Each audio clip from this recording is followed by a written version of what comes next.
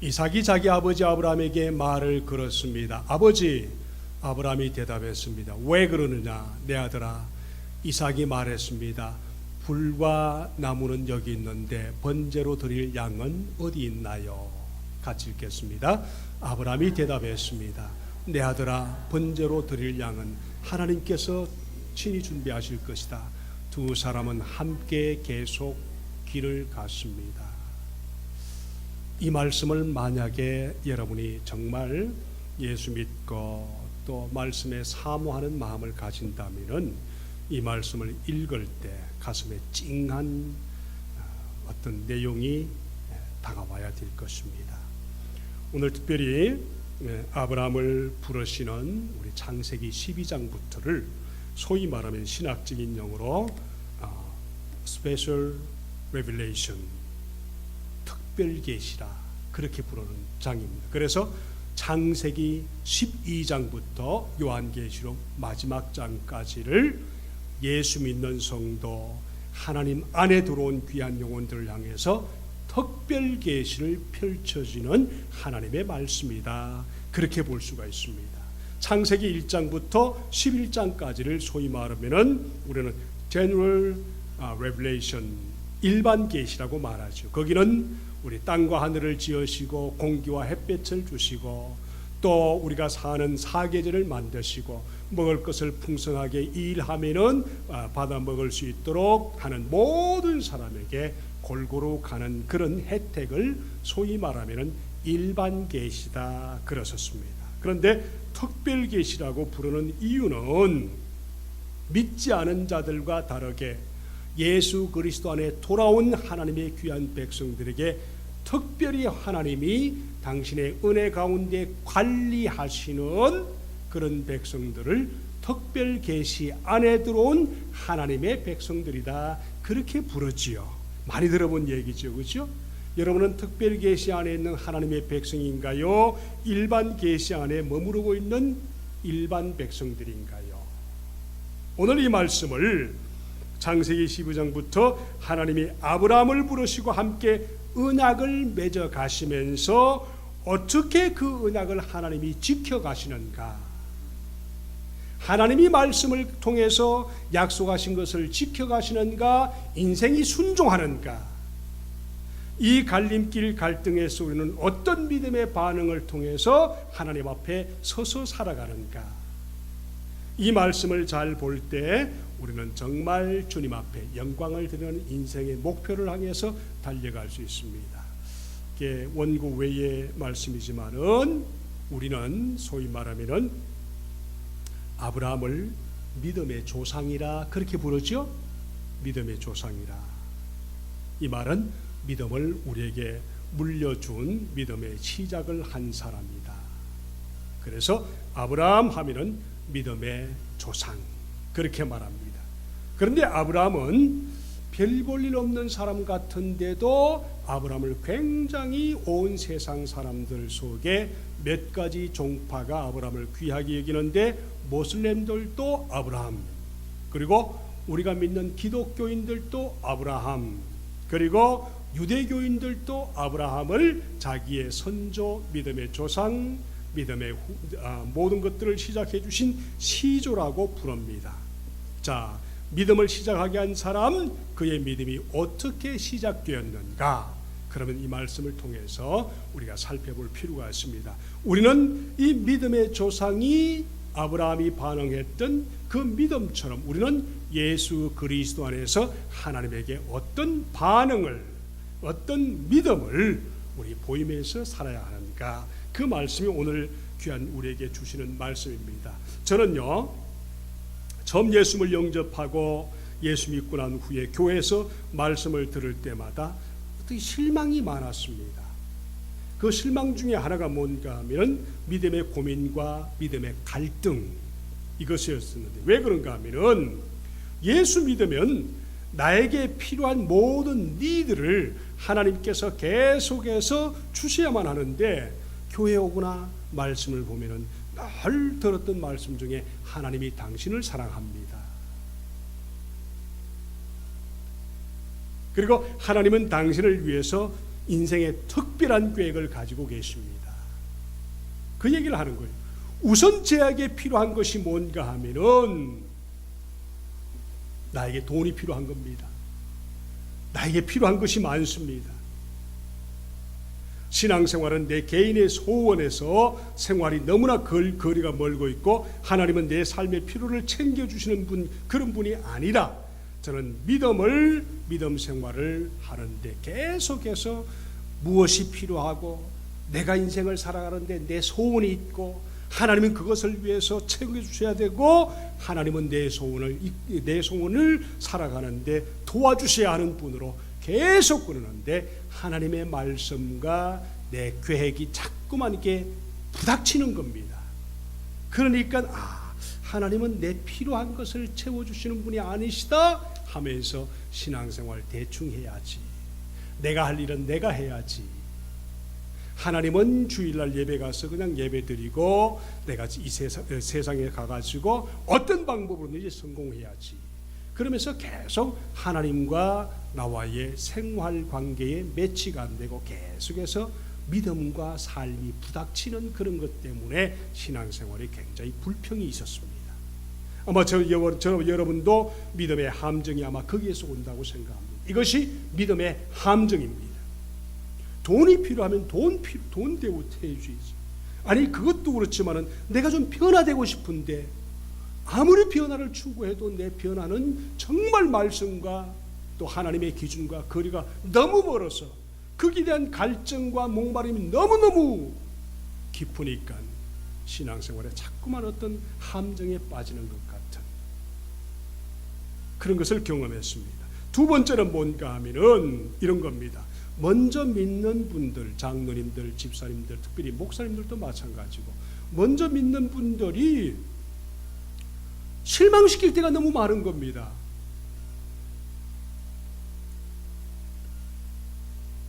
우리 가정에 돌아가면은 혼자 믿는 분들 가끔 그러지 않습니까? 아내는 집사입니다. 근데 남편 아직 교회를 안 나갑니다. 겨우겨우 끌려 나갑니다. 그런데 남편들이 툭 하면은 무기로 삼는 게 뭔지 아세요? 당신이 그러고도 집사야? 사모님들은 당신이 그러고 목사야? 이런 함정이 굉장히 많지 않습니까? 그렇죠?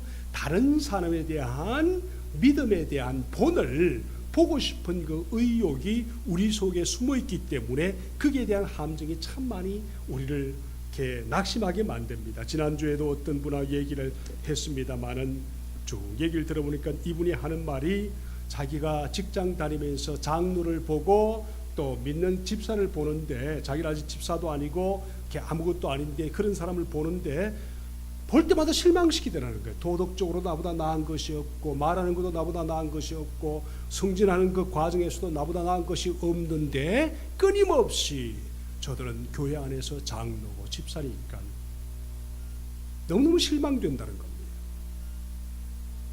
그래서 제가 그랬습니다. 실망해야지요. 언젠가 신앙생활하면서 제가 복음을 전하면서 왜 당신은 신앙생활 못합니까? 그랬는데 박아무개라는 분이 결국 우리 교회 와서 예수 믿고 집사가 되었습니다마는, 그분이 하는 말이 뭔가 하면은, 믿는 사람들이 자기 주인을 비롯해서 모든 믿는 사람들이, 가게 주인을 비롯해서 모든 믿는 사람들 보면은 너무 믿는 사람 치고는 자기밖에 모른다는 거예요. 그리고 너무 거짓말을 잘한다는 거죠. 그래서 예수 믿는 사람들을 보니까 못 믿겠다는 거죠. 이런 함정이 너무 많지요. 그래서 당신은 예수 믿으면서 당신을 보고 실망하는 사람이 없도록 그렇게 한번 믿어보실래요? 그랬더니 그분이 진짜 믿었어요. 돌아왔습니다. 신앙생활을 했습니다. 그런데요, 그분이 오히려 훨씬 많은 다른 사람에게 낙심을 주는 거 있지요. 이게 우리의 신앙의 한계고 생활의 한계입니다. 이럴 때 우리가 오늘 말씀을 통해서 붙들어야 할 것이 참 중요한 것이 있습니다.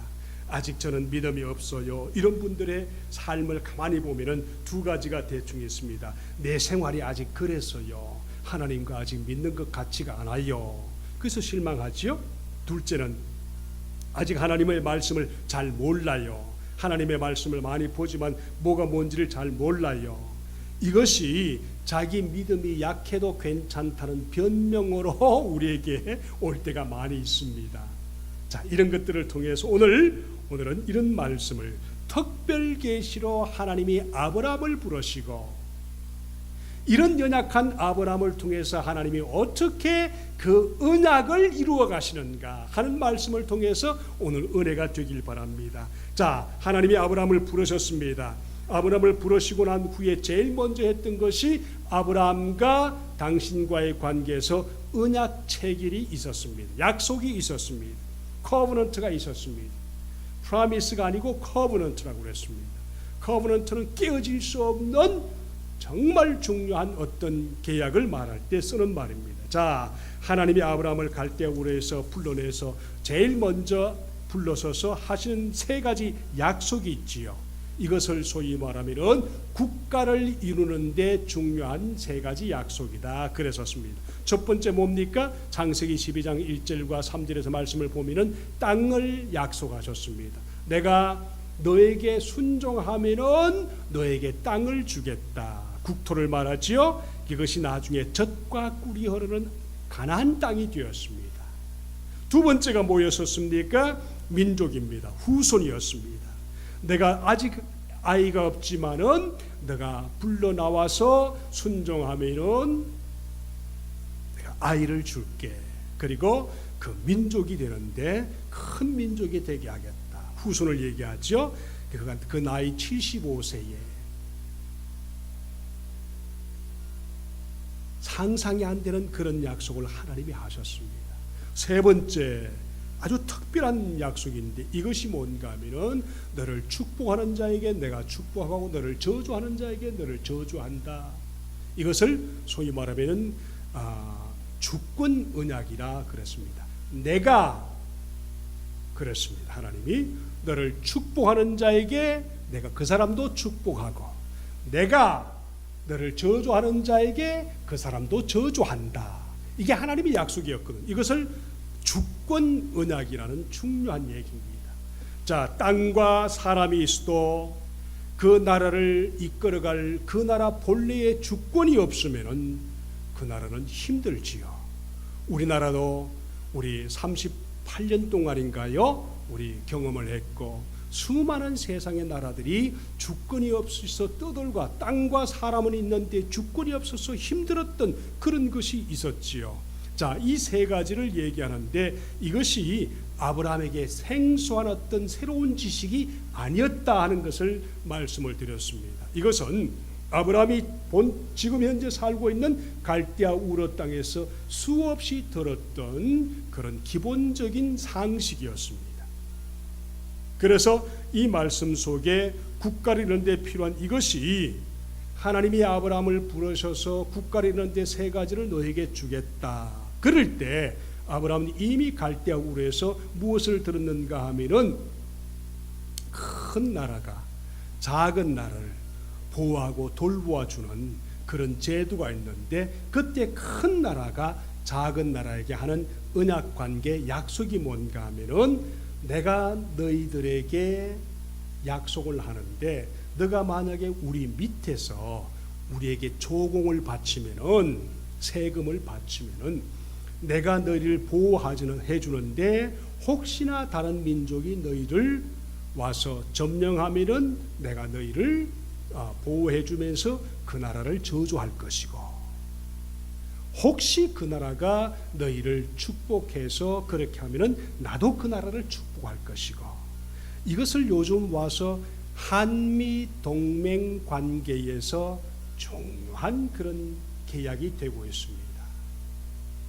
남한을 누가 붙들고 있습니까? 미국이 붙들고 있습니다. 한미 방호 무슨 조약 그렇게 하죠. 자, 그러니까 북한이 통일을 해서 점령해서 공산화하고 싶은데도 감히 들어오지 못하는 것은 미국이 한국을 축복하니까. 마찬가지로 바벨론에 있던 갈대아 우르에 있던 그 나라가 작은 나라나 또는 애굽에서 가나안 땅을 이렇게 해서 계속 큰 나라와 작은 나라는 계속 그렇게 갔던 겁니다. 아브라함이 생소한 지식이 아니라 이미 그것을 알고 있습니다. 그런데 하나님께서 아브라함을 불러내실 첫 번째 주시면서 세 번째가 내가 너희들의 주권자가 되어서 너를 축복하는 자는 내가 너를 축복하고 너를 저주하는 자는 내가 너를 저주할 것이다. 아브라함이 그것을 알아들은 겁니다. 그래서 알아듣고 하나님 앞에 나와서 순종하면서 갈 바를 알지 못하지만은 하나님께서 아브라함을 불러내서 가게 하셨다. 그래서 이런 것을 통해서 이제 앞으로 하나님이 아브라함을 통해서 세워갈 하나님의 나라는 사람이 다스리는 강대국하고 무엇이 다른가 보여주기 시작한 겁니다. 이것을 소위 말하면 하나님께서 아브라함을 불러내어서 하나님 나라를 완성해가는 그런 첫 번째 그림이었습니다.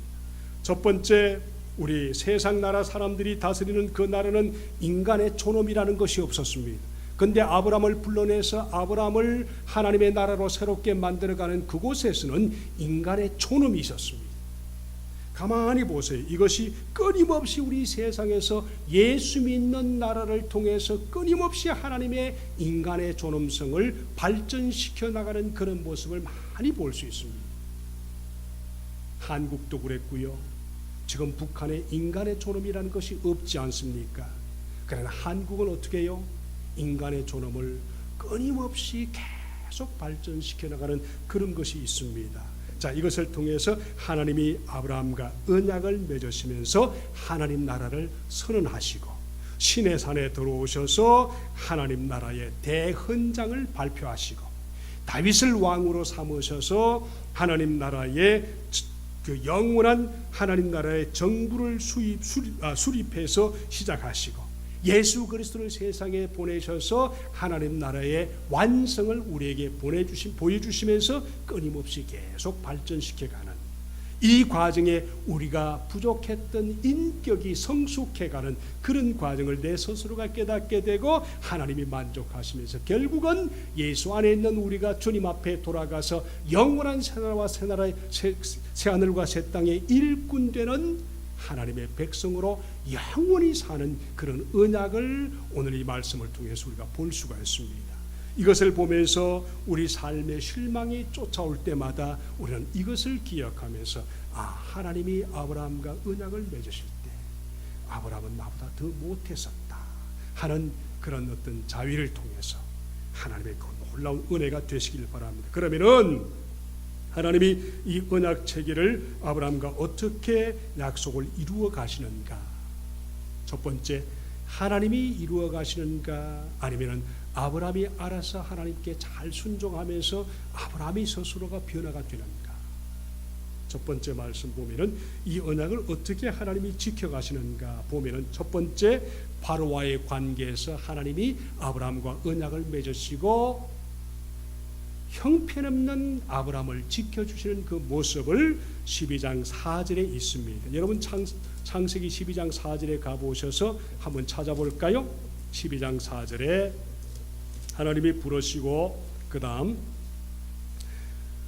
75세에 하나님께서 아브라함을 부르셔서 어디로 출발하면서 떠납니다. 4절 제가 읽을까요? 4절 읽습니다.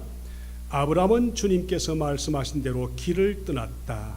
롯도 그와 함께 길을 떠났다. 아브라함이 하란을 떠날 때에 75세였더라. 길을 떠났습니다.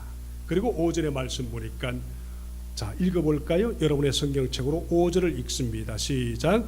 아브라함이 그의 아내 사라와 조카 롯과 하란에서 모든 소유와 얻은 사람들이 이끌고 가나안 땅으로 가려고 떠나서 마침내 가나안 땅에 들어갔더라. 그 다음 10절의 말씀 볼까요?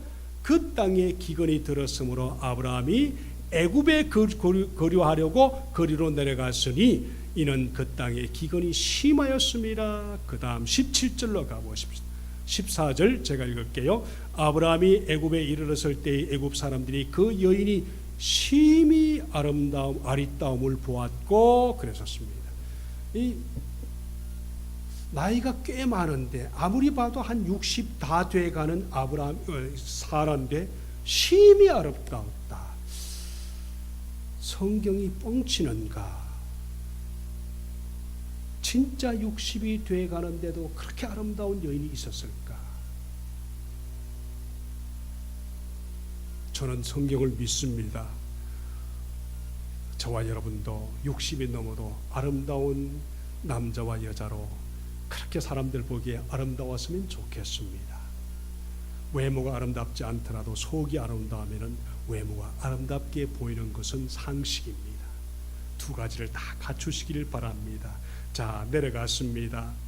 갔는데 그렇게 아름다운 여인을 보고 이 아부하는 바로 왕의 신하들이 이 사라를 잡았습니다. 그리고 바쳤습니다. 그때부터 심각한 문제가 왕궁에 나타났습니다. 뭐라고 그랬습니까? 하나님이 그곳에 큰 재앙을 내렸다.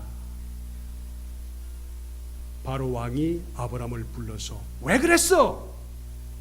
따지니까 당신이 내 아내를 죽이고 데려가면 나를 죽일 것이다. 그런데 문제는 그때 바로 왕이 너무너무 놀라서 아브라함에게 주는 것이 뭡니까? 소와 양과 종들까지 주면서 내보냈다.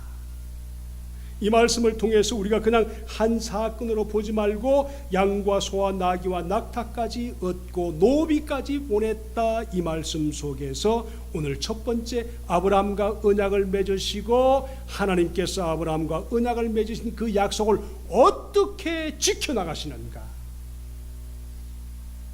이 말씀을 보시면서 하나님이 예수 그리스도 안에서 나와 언약을 맺으시고 예수 그리스도를 믿는 그 조건 때문에 하나님이 이렇게 언약을 체결하시고 이끌어 가시면서 우리를 보호하시는구나 하는 믿음을 갖기를 바랍니다. 아멘. 당연한 건데요? 아니요. 믿음의 고백이 시원찮은 분들이 너무 많으세요. 믿기는 했는데 아직 그것이 정확하게 내 삶에 드러나지 않고 체험되지 않는 분들이 너무너무 많거든요. 하나님이 보시기에 얼마나 답답할까. 이 말씀은 아브라함이 자기 아내에 대한 통치권을 잃어버리니까 하나님께서 다시 아브라함에게 약속하신 것대로 아내에 대한 통치권을 회복시켜 주시는 첫 번째 약속입니다. 그리고 14장에 가볼까요? 조카 롯을 지키는 과정에서 14장 1절과 2절에서 소돔과 고모라 성에서의 큰 전쟁이 났습니다. 고대 국제전쟁입니다. 그들라오메라는 왕이 소돔과 고모라와 그 모든 땅을 점령하고 난 후에 그때 롯까지 어떻게 했습니까? 데리고 가버렸습니다. 그럴 때 하나님께서 아브라함에게 일으켜 세우셔서 318명이라는 군사를 데리고 그 엄청난 국제전쟁 여러 연합전쟁 속에 들어가서 롯을 빼오는 과정입니다. 그럴 때 하나님께서 그 과정 속에 먼저 하시는 일이 무엇입니까? 멜기세덱이라는 특별한 사람, 특별한 우리 제사장을 보내주셔서 14장 19절의 말씀 보니까 멜기세덱이 이렇게 기도합니다. 천지의 주제여 아브라함에게 복을 주옵소서 하면서 18절에서 20절 가보니까 전쟁을 승리하고 아브라함이 돌아오는 과정에 멜기세덱을 만나지요. 그런데 그 멜기세덱이 누군가? 주제라고 그랬습니다. 오늘날 말하면 예수 그리스도십니다. 그분에게 뭐라고 그랬습니까? 10분의 1을 모든 빼앗은 전리품을 드리면서 하나님께 감사하는 아브라함의 모습을 볼 수가 있습니다. 자, 여기에 10분의 1의 11조가 뭔가 하면은 그 당시에 백성들이 나라에 바치던 조공이었습니다. 세금이었습니다. 오늘날도 우리가 세금을 바치고 또 11조도 하지 않습니까? 우리 교회는 청년들까지 11조를 하는 거 보니까 너무너무 감사해요. 자, 이때 10분의 1을 바치는 아브라함의 믿음은 뭔가 하면은 멜기세덱이 당신이 하셨습니다. 우리가 하나님께 11조를 하는 그 중요한 이유 중에 하나가 뭔가 하면은 나는 당신께 돌아온 하나님의 백성입니다. 모든 내 인생의 주재권은 아버지께 있습니다 하는 고백이 11조입니다.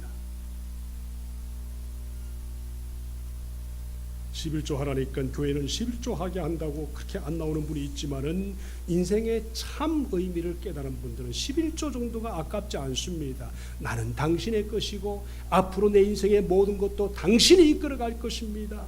그러므로 나는 당신 앞에 고백하고 내 인생의 주재권은 당신에게 있습니다. 고백하는 것이 오늘 아브라함이 바쳤던 멜기세덱을 향한 10분의 1의 우리 세금이었습니다. 자, 여기에서도 마찬가지 우리가 언약의 성취는 하나님의 성품에서 나오는 것이지 아브라함의 믿음에서 나오는 것이 아니다 하는 것을 우리가 꼭 가지고 믿음 생활하시길 바랍니다. 여러분 기억하십시오. 하나님께서 나와 함께 약속하신 언약의 성취는 내 인생의 거룩한 모습 때문에 나타나는 것이 아니라 내가 하나님과 맺은 언약의 약속 때문에 하나님이 지켜주신다는 사실, 이것을 믿으시길 바랍니다. 아멘. 이런 놀라운 은혜가 내 인생의 순간순간에 날마다 계속 고백으로 나타나는 믿음이 충만하시기를 주님의 이름으로 축복합니다. 근데 15장에 가보면 문제가 또 생깁니다. 15장 1절에 가보면 이런 일이 일어난 후에, 일 후에 그랬죠. 여호와의 말씀이 환상 중에 아브라함에게 임하여 이르시되 아브라함아 두려워하지 말라. 나는 내 방패요 너의 지극히 큰 상급이라. 이렇게 얘기하니까 갑자기 아브라함이 그 엄청난 하나님을 향해서 뾰루퉁해가지고 입이 이만큼 나온 거예요. 그때 하는 말이 뭔가요? 나는 너의 방패다. 내가 받을 상급이다. 뾰루퉁해서 하는 말이, 그렇게 하면 뭐해요? 제가 처음에 얘기한 것처럼 제가 필요한 돈 주셔야지요. 내가 뭔가를 하려고 하는데 내 소원을 들어주셔야지요. 내 인생의 소원이 이건데 이것을 해주셔야지요. 아브라함이 그랬어요. 하나님 그렇게 하면 뭐해요 아버지? 나에게 무엇을 주시려고요? 무엇을 원하느냐? 나에게 아직 자식이 없어요. 그래서 내가 가지고 있는 수많은 재산은 엘리에셀 겁니다. 내 종 엘리에셀 겁니다. 그랬더니 하나님이 아브라함의 손을 잡고 밖으로 데리고 나가서 그 다음에 뭘 합니까? 우리가 너무 많이 익히 잘 아는 하늘을 쳐다보면서, 사막의 밤하늘은 아름답기로 유명하지요. 하늘을 쳐다보면서 저 별을 세어보라. 하나님이 아브라함에게 요구하십니다. 그때 별을 세다 말고 아브라함이 하나님을 향해서 알았습니다. 그럴 때 알았습니다, 믿겠습니다 했던 그 믿음의 귀한 고백이 6절의 말씀 보니까 15장 6절에 중요한 얘기가 있지요. 아브라함이 여호와를 믿으니 여호와께서 이를 그의 의로 여기셨더라. 유명한 말씀이지요. 아브라함을 하나님께서 그렇게 확신 있게 했더니 알았습니다. 내가 믿겠습니다. 이 고백 하나 때문에 의롭게 됐다. 이 말은 죄가 없다. 그 말과도 같은 것이요. 여기서 우리가 함정에 늘 들어갈 수가 있습니다. 아브라함이 주님을 믿으니 주께서 아브라함의 그 믿음을 의로 여기셨다. 이것을 소위 말하면은 하나님은 의로 여기셨다. 이것을 믿는 그 믿음의 그 귀한 고백을 법정적인 선포라 그렇게 얘기합니다. 우리가 아이를 낳으면 반드시 하는 것이 뭡니까? 내 밑에 호적 속에 등록을 하지 않습니까? 이것을 법정적인 선포라 그렇게 얘기합니다. 하나님이 그렇게 아브라함이 부르는 모습을 통해서 법정적인 선포를 통해서 됐어, 너는 의로운 나의 자녀야, 이렇게 하나님이 선포하신 겁니다.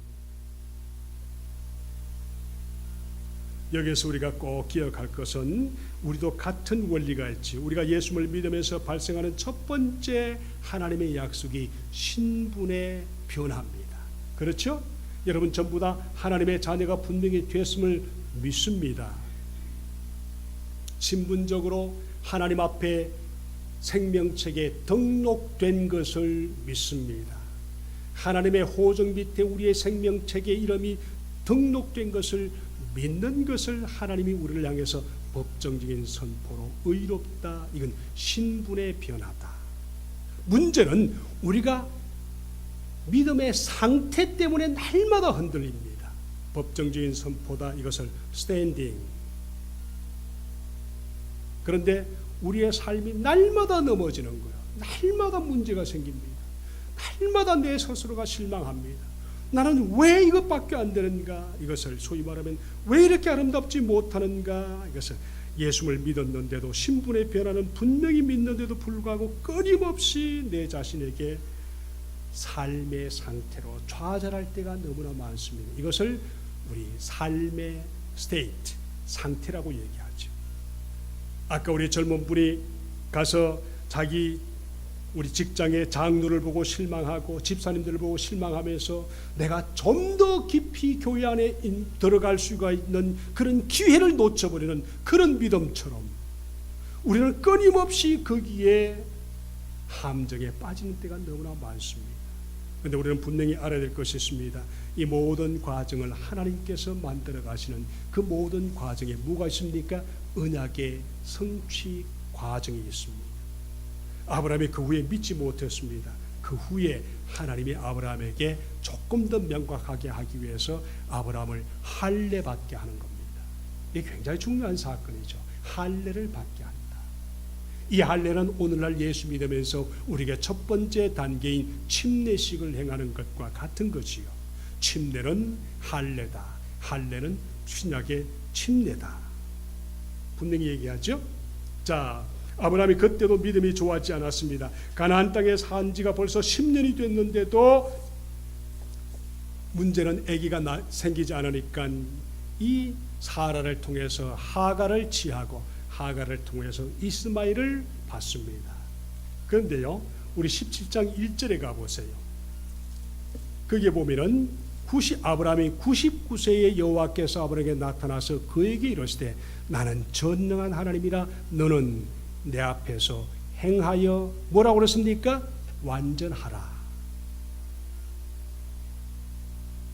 이 말이 무슨 말인가 하면은 99세에 나타나서 내 앞에서 완전하라 그러면 2절 내가 내 언약을 너와 너 사이에 두어 너를 크게 번성하게 하리라. 그 다음에 내 언약하면서 계속했던 그 다음에 뭔가 하면은 할례를 행하게 하는 겁니다. 자, 왜 할례를 행했는가? 그 할례를 행한 이유 중에 하나가 뭔가 하면은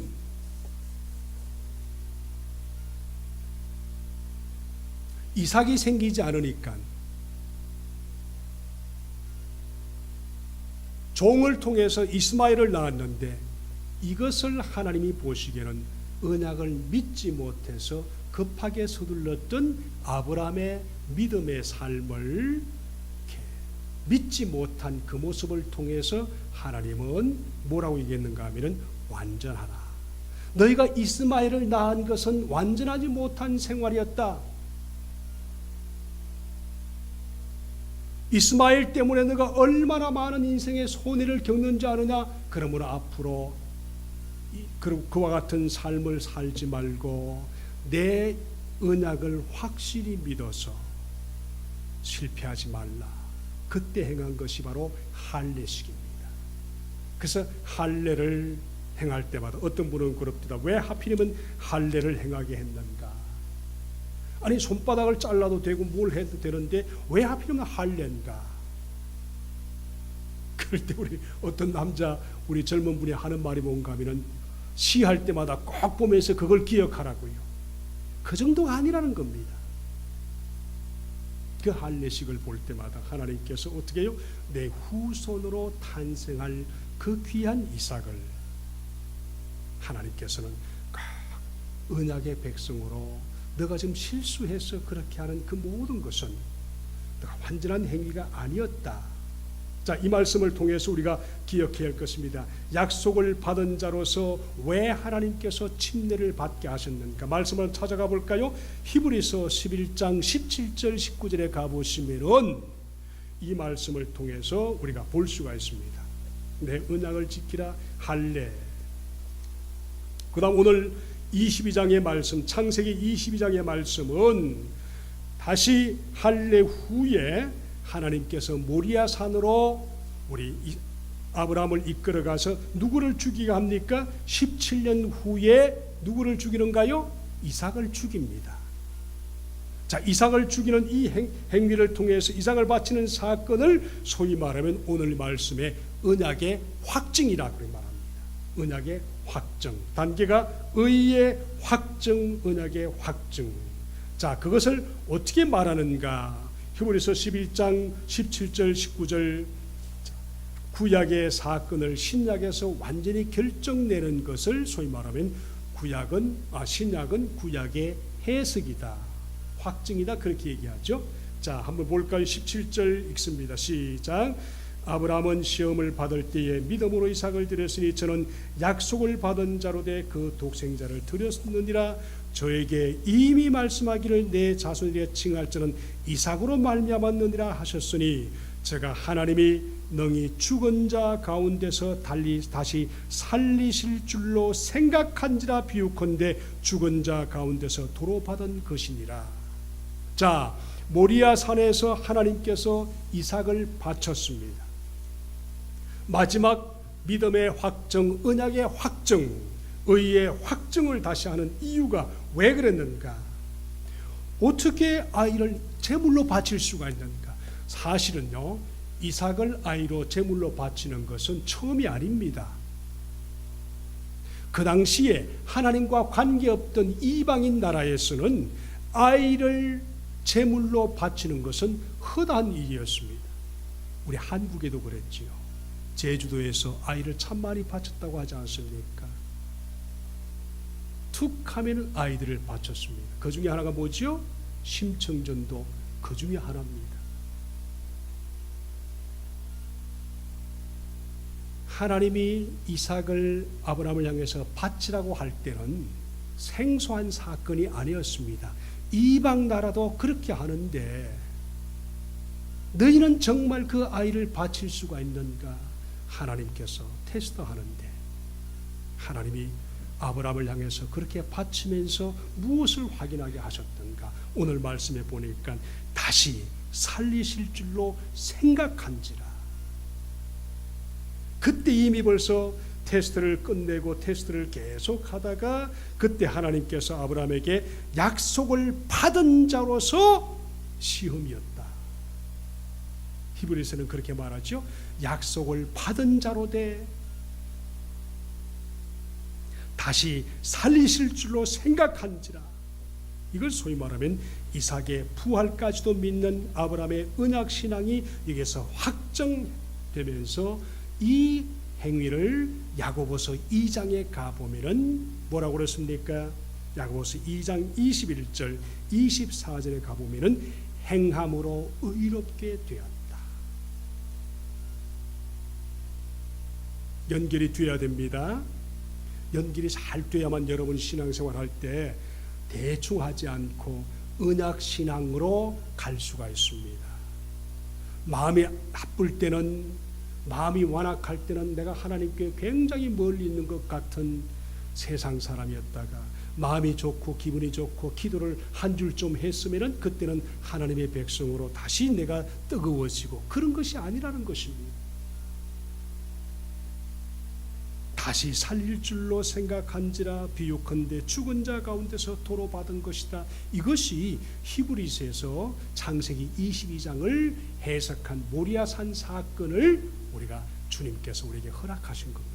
이것을 야고보서 2장 21절 24절에 우리 조상 아브라함이 그 아들 이삭을 제단에 드릴 때에 행함으로 의롭다 하심을 받은 것이 아니냐. 네가 보건대 믿음이 그의 행함과 함께 일하고 행함으로 믿음이 온전케 되었느니라. 약속을 믿으면 못할 것이 없다는 것입니다. 이에 경에 이른 바 아브라함이 하나님을 믿으니 이것을 의로 여기셨다는 말씀이 응하였고 그는 아브라함의 벗이라 칭함을 받았나니 이러보건대 사람이 행함으로 의롭다 하심을 받고 믿음으로만 아니니라 그랬었습니다. 말씀을 정리합니다. 이 말씀을 통해서 언약신앙에서 부활신앙으로까지 갔던 아브라함의 믿음은 하나님과 아브라함과 함께 맺었던 언약관계에서 일어났던 큰 사건이었습니다. 그렇다면 이 말씀을 통해서 아브라함의 신앙을 통해서 하나님이 우리에게 보여주셔야 할 그 놀라운 신앙은 어떤 신앙인가?